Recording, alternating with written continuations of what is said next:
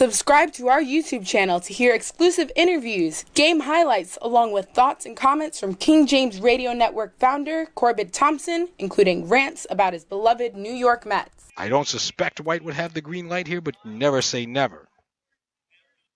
With the count at 3-0. Petrillo ready. And his 3-0 pitch misses high, ball 4. That will force in the first run of the game. 4 walks in the inning.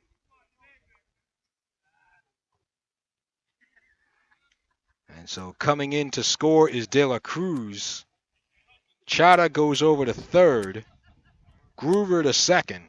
White to first with a walk and an RBI. South Brunswick leads it 1-0. Your next pitch. Swing and a line drive into center field for a base hit, and South Brunswick makes them pay. Coming in to score is Laurie. Slover rounding third. He will score. No throw to the plate.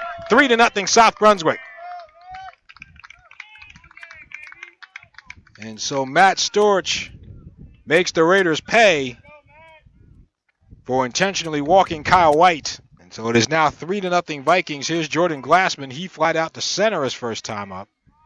Petrillo at the set. And his pitch. Fastball line down the left field line. That's a fair ball.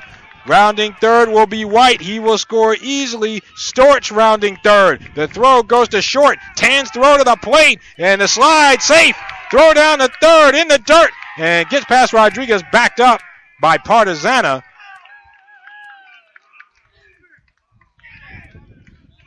And so Jordan Glassman drives in 2.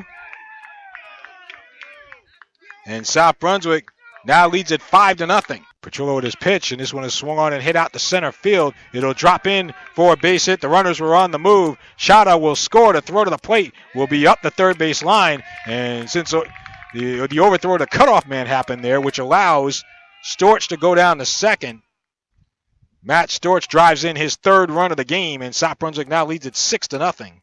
So 2 balls, 2 strikes, 2 outs here in the top of the 7th. 6-0 South Brunswick. And Jacob Ciccone with his next pitch. And did he hold up on the swing? He did not. It's in the dirt, strike 3. And that'll do it. This game is over. It was in the dirt. Mike Slover caught it. Rossman did not bother running to first, but then again, Slover did not bother. Maybe he did tag him and I just didn't see it. But either way, the game is over. 10 strikeouts for Jacob Ciccone, and South Brunswick eliminates North Brunswick from the first round of the GMC Tournament by a score of 6-0 here at Rowland Park in South Brunswick.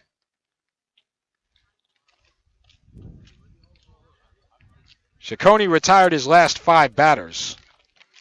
And so we'll see the Lady Raiders tomorrow over in Old Bridge. But, you know, for South Brunswick, really, it was about the third inning.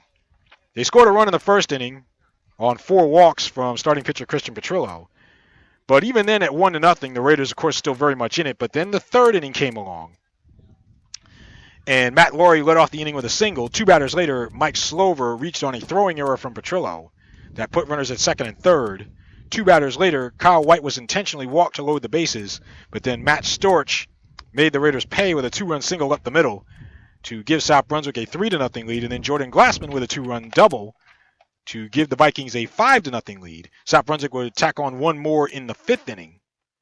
Slover was hit by a pitch.